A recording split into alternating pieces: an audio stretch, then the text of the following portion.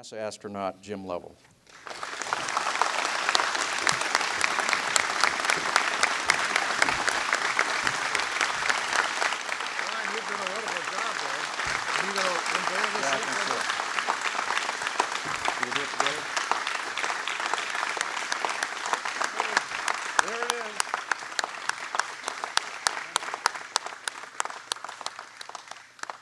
See it on here? Little piece of the moon. Apollo 16, Starbase Atlantics. Are you familiar with it? She's going to give you a few words on what it is. It's an organization for young children to help them develop.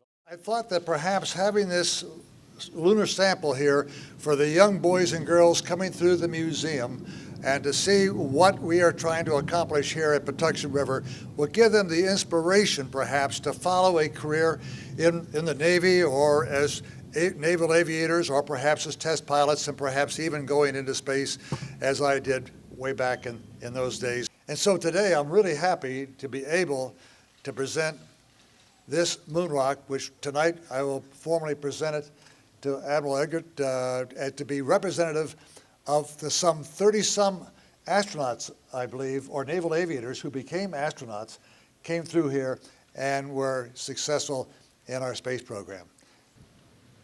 Captain Lovell has selected the Patuxent River Naval Air Museum to be the lone recipient of NASA's prestigious Ambassador of Exploration Award. This is a priceless piece of another world.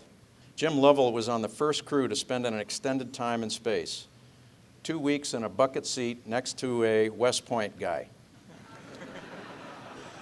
Sharing air, food, sea stories, whatever the Army equivalent of sea stories is. And he also was the first crew to rendezvous in space with another spacecraft. The first to leave Earth's gravity and the first to travel to the moon. He also became the first person to travel to the moon twice, and he was the first American to fly in space 4 times. The second member of the Gemini 7 team will be James A. Lovell. Until his piloting assignment, astronaut Lovell was responsible for monitoring the design of spacesuits and developing techniques for lunar and Earth landings and recovery. Here, the 2 men prepare to rehearse getting out of Gemini at sea. When they actually fly the long orbital mission, extensive medical data will be gathered. Included are experiments on the effects of weightlessness, in-flight sleep analysis, and many more. As though he were sitting in the graduate stack studying. And Command Pilot Lovell brought Gemini 12 to a station-keeping position at Tenerife, 3 hours, 46 minutes after liftoff. Belongs to Gemini 12 and its crew. We must not stint them. These men set out to do a job and finished that job thumbs up. Command Pilot and pilot had added 5 hours, 28 minutes of EVA exposure to the Gemini record. Each established his own individual record. Jim Lovell has flown longer in space than any other man, 18 days.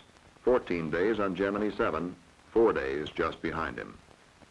Apollo 8, history's first manned flight to the vicinity of another celestial body. Jim Lovell and myself have spent the day before Christmas up here doing experiments, taking pictures, and firing our spacecraft engines to maneuver around. Jim, what have you thought most about? Well, frankly, the vast loneliness up here on the moon. Next up, in April 1970, Apollo 13.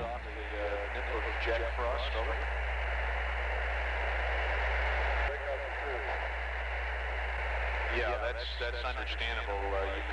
You can always use them if you have to. 2 days into the mission, an oxygen tank exploded in the command service module. The crew faced the prospect of slow suffocation. At 141 hours, 30 minutes, ground elapsed time.